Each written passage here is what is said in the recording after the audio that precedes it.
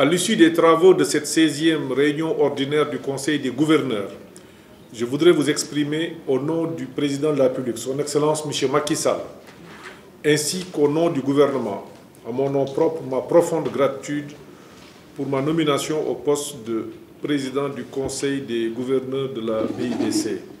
Qu'il me soit également permis de réitérer mes vives félicitations à l'endroit de Mme Kemi Adewusun, ministre des Finances de la République fédérale du Nigeria et président sortant, pour la qualité des délibérations du Conseil, la dynamique remarquable insufflée aux activités de la banque, ainsi et les réalisations significatives enregistrées sous sa conduite éclairée.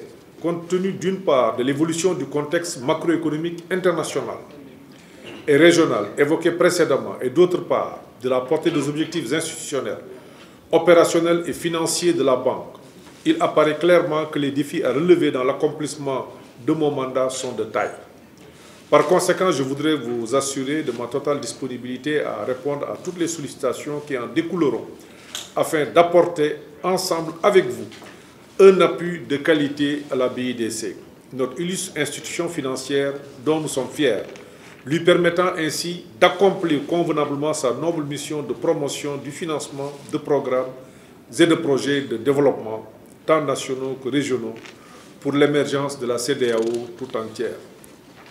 Au cours de ce mandat à la tête du Conseil des gouverneurs de la BIDC, un accent particulier sera mis sur la bonne exécution du plan stratégique 2016-2020, dont les 5 objectifs stratégiques sont formulés ainsi qu'il suit.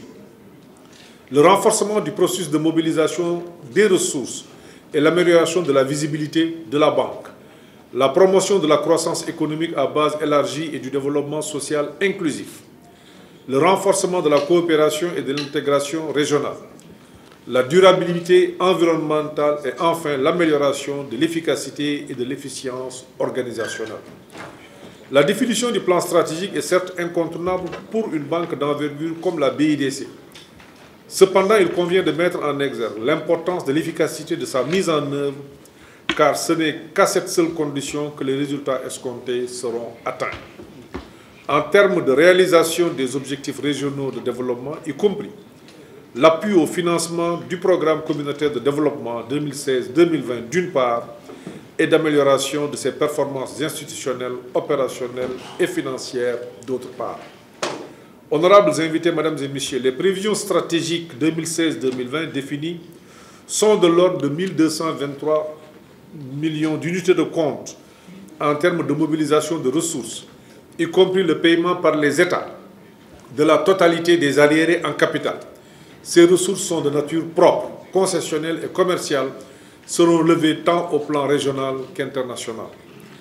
Les prévisions stratégiques sont considérables eu égard aux besoins en financement des projets et programmes, tant nationaux que régionaux. Compte tenu des enjeux ainsi explicités, il nous revient tous d'accompagner fortement la BIDC, notre banque communautaire, surtout en matière de mobilisation de ressources, afin de lui permettre véritablement d'intensifier ses interventions en faveur des États membres de la CEDEAO en vue de leur essor économique et par ricochet leur émergence.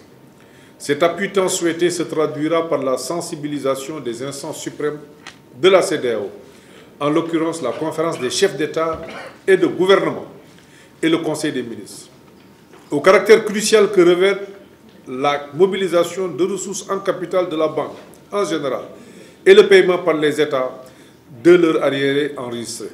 Cette marque de confiance et d'adhésion à l'endroit de la BIDC favorisera indubitablement l'augmentation de sa capacité de levée de ressources internes et externes pour le financement des programmes et projets au sein de la communauté.